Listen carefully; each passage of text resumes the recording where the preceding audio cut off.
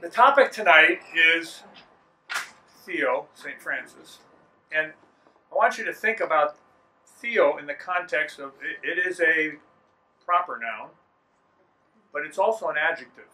And we have one on the back of one of our team shirts. It says very simply WWTD. What would Theo do?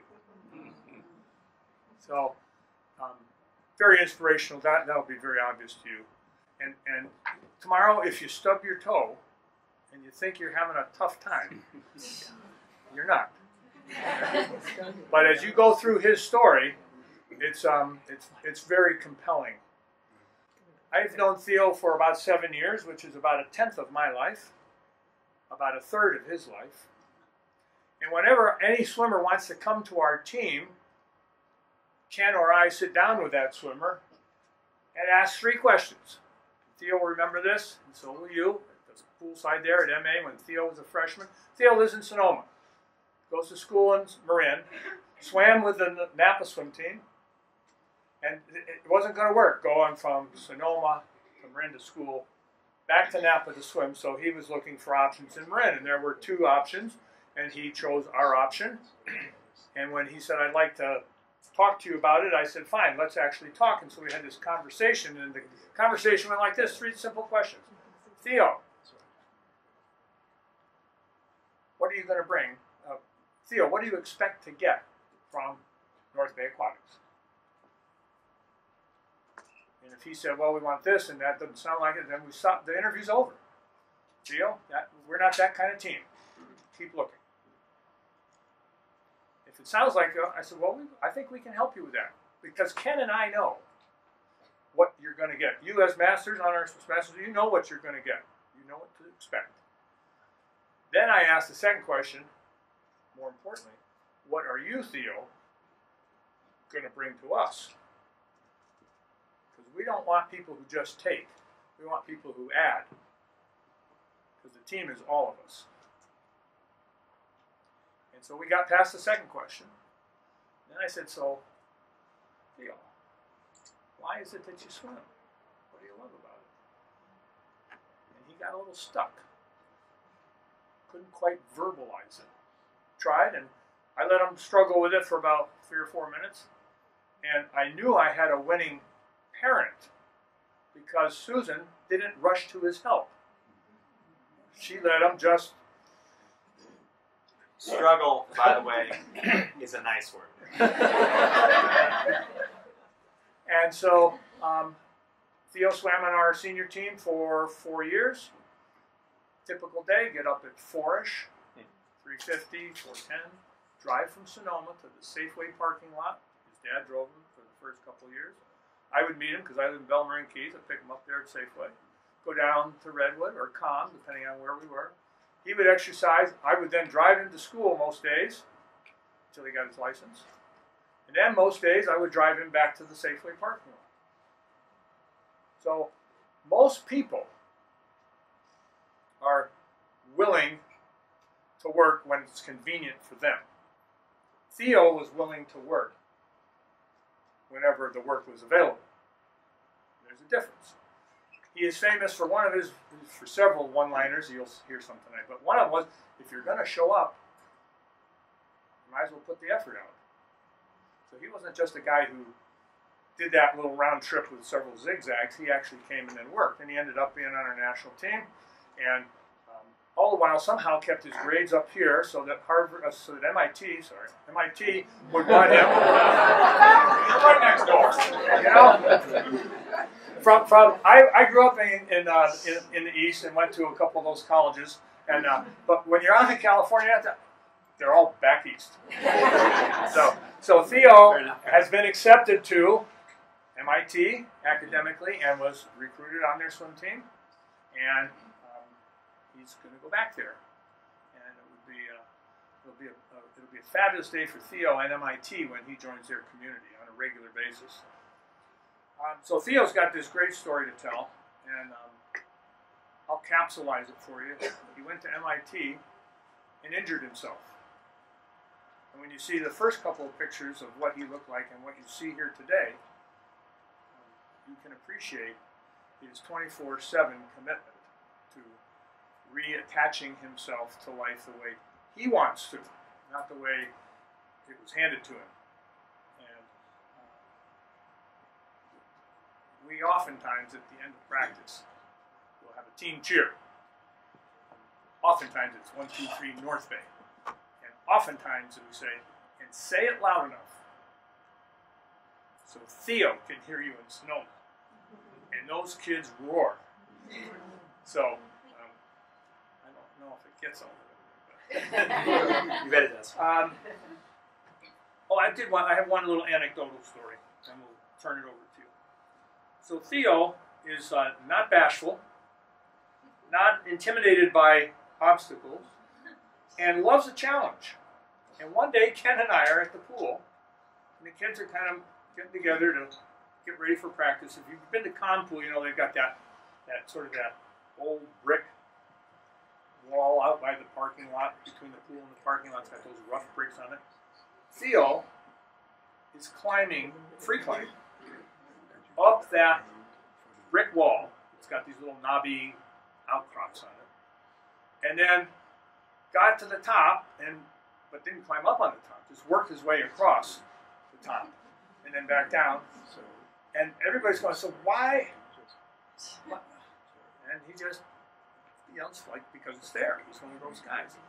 And yes, he had blood on his knees and blood on his fingertips. And it didn't stop him, didn't faze him at all, you know. And so then he just rinsed that off, and then we went swimming. So he was that kind of guy. Anyway, thanks for being here. Thank you for being here. Theo St Francis.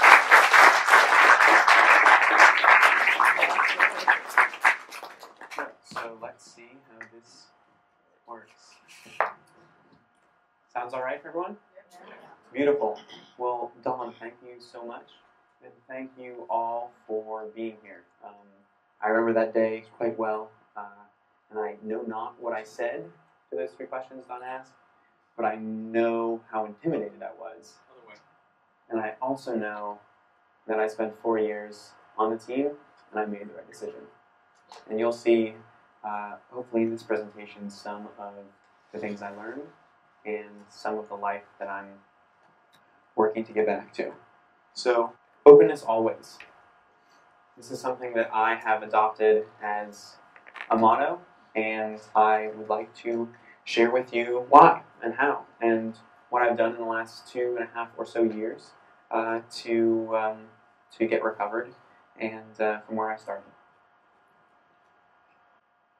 So this was just a few weeks ago, and this is not at all something I thought I could do until I got up there and we went for it.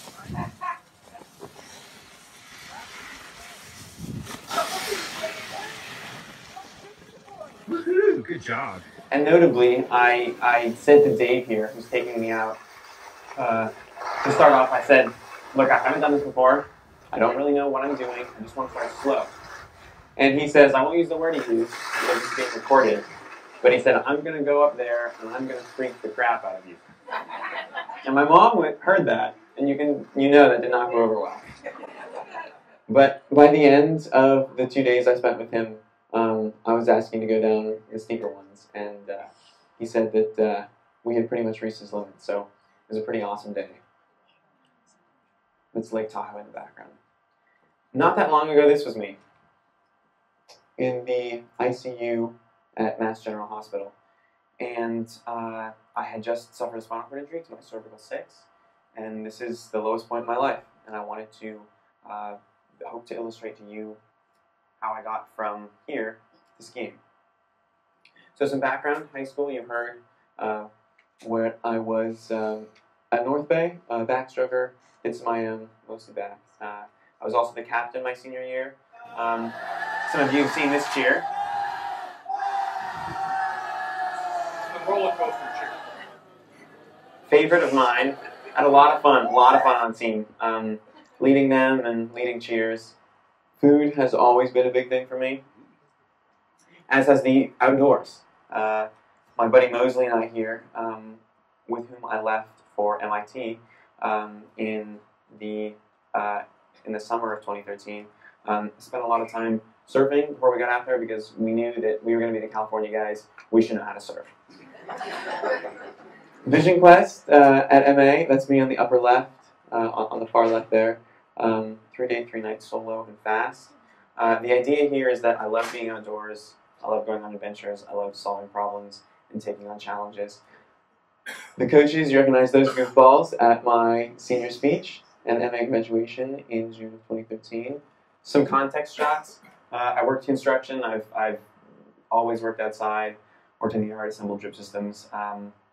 Again, the theme here is using my body, vigorous ways, and working. NCSA Junior Nationals. This is the first week in August of 2013. This is me and my relay team on the podium for the medley relay on the last day of the meet, which was a really, really big moment for me. Just a couple days later, I think it was actually less than 24 hours later, I left for a backpacking trip with a couple friends as a kickoff for heading to college. It was a pretty long trip, and one that was just a totally awesome transition to school, where I left shortly thereafter for MIT to begin in mechanical engineering, starting off with an orientation program in ocean engineering. And it was awesome being on campus and meeting and learning from totally brilliant individuals. I was always feeling like the slowest one in the room, which is a great feeling. And this is the robot you can see in the upper right here that I built, and we were testing on Spectacle Island down here at the bottom on August 24th of 2013. And we had deployed it, and I'd even gotten some footage of a melee with some crabs on the bottom below the dock. And then we played some ultimate frisbee. We went down, we were swimming, we played some volleyball on the beach. And I had my goggles on and was going to do some laps in the designated swim area. And at about thigh-deep water, I dove forward, as I'd done thousands of times, maybe 10,000 times, at practices, and I hit something. I don't know what it was. It could have been the water, could have been the sand. Something happened where I fractured this vertebra, and that meant that the communication between my brain and my body and back up again was instantly cut. And so I'm face down in the water, and I recognize that none of my body is listening to me. I'm trying to roll over, I'm trying to swim, nothing is happening. And at this point, I know something is really wrong, and I'm struggling to get air, and I think that if I had not been a swimmer, if I had not known how to breathe out the corner of my mouth, I probably would not have been able to get air. I washed up on the beach, like a beached whale. A lifeguard comes over and says, "Are you okay?" And I say, "No, I'm not. You need to call 911. And at this point, he knows something's really wrong. And I'm thinking, something's definitely really wrong. And he runs, gets several more lifeguards. They bring a backboard over, they strap me, and they lift me up.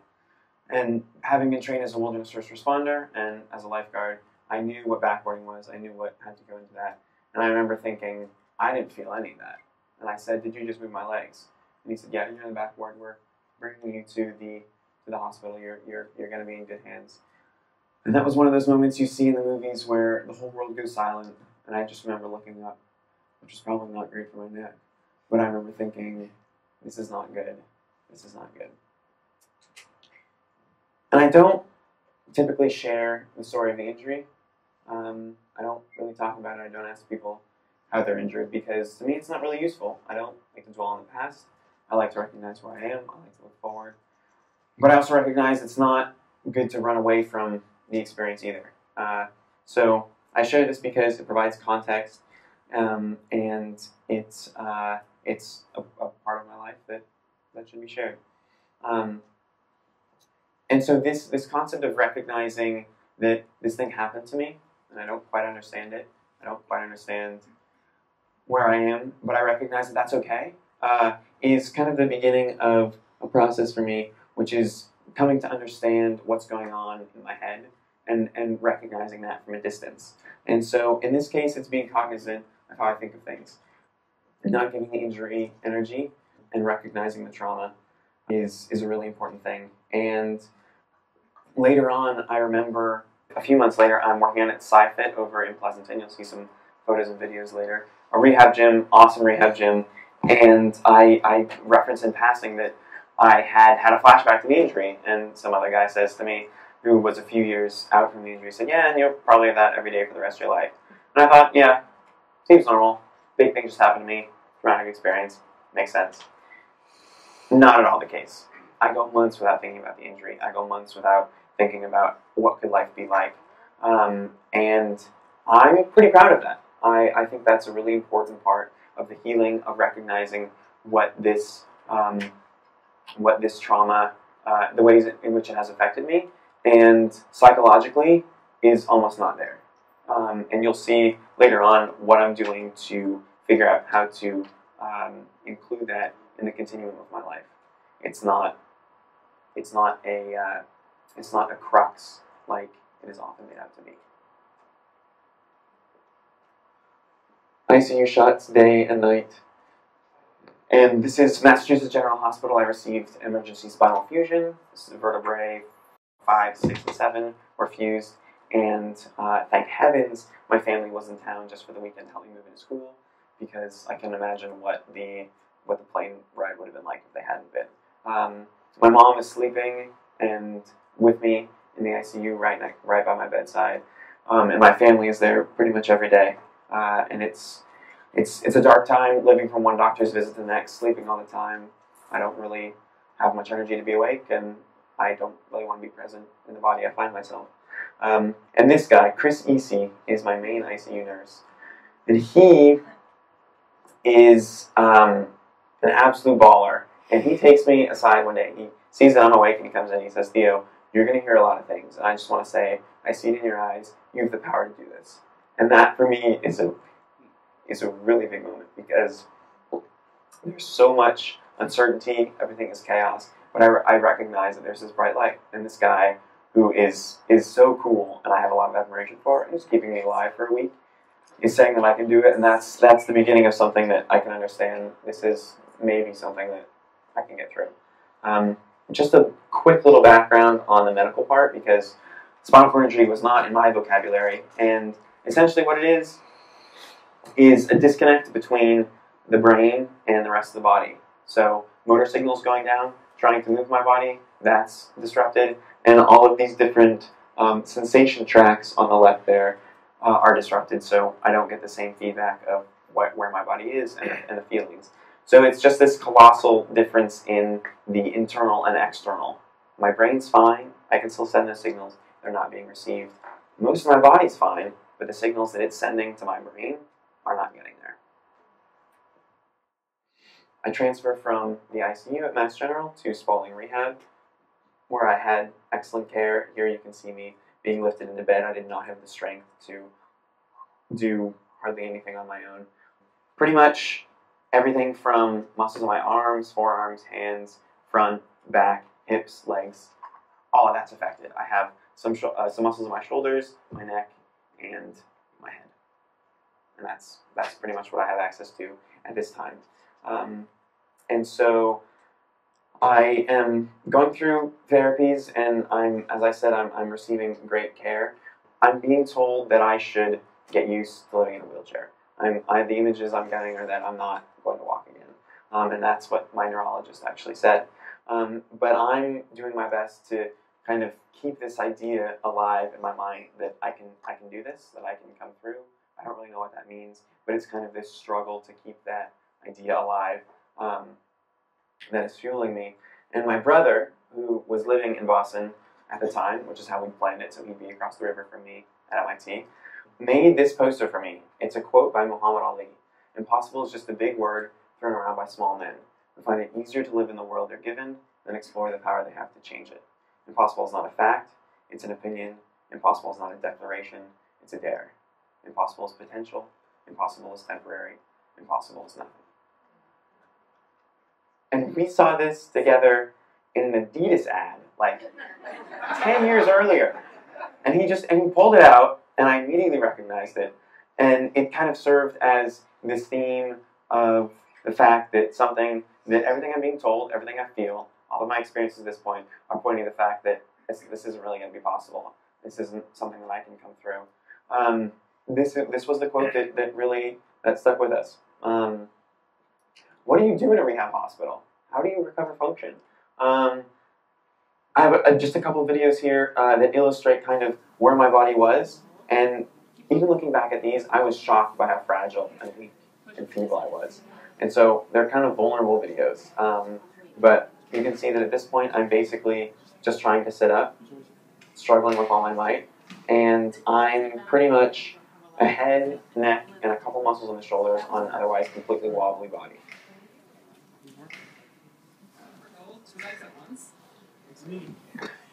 That's me. My legs are completely wrapped because the muscles are not squeezing the blood back into my heart and head.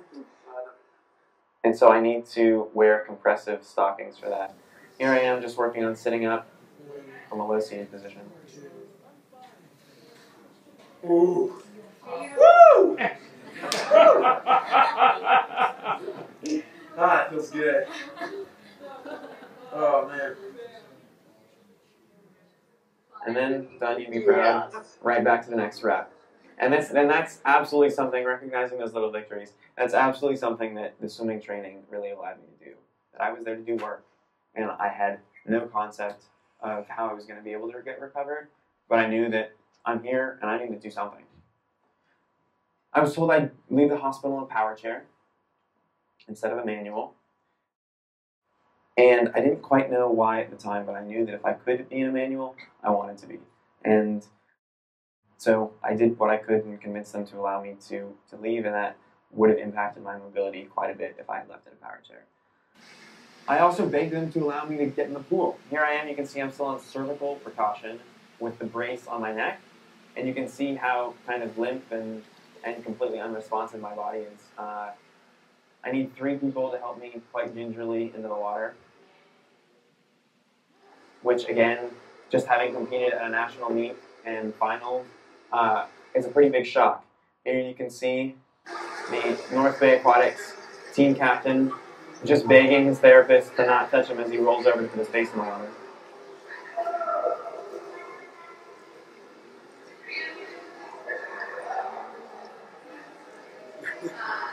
That's it.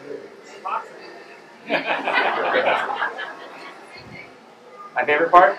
She has to come up for air before I do. So this is me figuring out backstroke. Notably, I'm not being held by my therapist, which was again something I asked her not to do. I just want to figure it out. And this is a great relief to return to an element I know well. But there's this tension between that being so familiar and it not feeling at all as it should, which was really hard. I took a couple trips to MIT in the time that I was staying in Boston over in Charlestown at the hospital. And on one of them, I talked to the team and then we posed for a group photo. And I didn't realize until like a few minutes afterward that they had waited for me to be well enough to leave the hospital to take their team photo. Oh. So we head down to the Shepherd Center in Atlanta from Boston, where I spend another month and a half learning a lot about therapy and other ways, being exposed to different ways of doing things. Here I am getting better at swimming, trying some hand cycling, some alternative therapies, acupuncture, and some gardening. Why not? And my family is here the whole time. My parents are with me the whole time. My brother comes down a couple times from Boston. And this was really a tremendous thing for me to have with me the whole time. Because when the entire world is different, when every experience is different, when every new place is just completely unrecognizable, and the fact that I am, what little I can feel is completely different, having the family unit intact for that whole thing is not to be underestimated. And at the time, my dad was going back and forth for short visits to California, where he was investigating places for us to go after the hospitals, because there's no manual for spinal cord injury. There's nothing guaranteed about you can do this exercise and get this ability back. And he took a trip down to Southern California to a facility called Project Walk, where they do activity-based therapy. And he brought back a shirt for me, and I was wearing that shirt one day, and a guy at Shepherd asked me, have you been to Project Walker? And do you plan to? And I said, yeah, we're thinking about it. Maybe we'll head down there. And he said, it's a great place. And they're really going to make you work. And I remember looking at him and thinking, I don't think I'm up for it. I don't think I can do that. And it was this, and I didn't realize till later on, but I was so broken down. I just had no faith in my ability to do anything. And so that was kind of a really big moment for me in terms that it was a low, because this was a completely different mindset than I had just a few weeks earlier, or than a few months earlier before I was injured. But I can tell you one thing that really helped was the support that you guys, the Masters team, gave me. I loved getting this stuff. I loved seeing photos of my team. So adding to the earlier slide, being aware of how I process things and recognizing that I can completely change my experience by how I think of it, and directing the energy in different ways allows me to influence my life entirely. At this point, I'm recognizing that I still have no idea how this is going to happen. I'm still struggling to keep this idea alive that I can recover from something when everything is telling me, no, this is your sentence. But recognizing that I need to figure out how to take responsibility for this and reclaim some ownership. And so we come back to California, and my 19th birthday, December 23rd, 2013, is the day that the medical supply company delivers my wheelchair. Great, I'm not even 20, and this is my birthday gift, a wheelchair.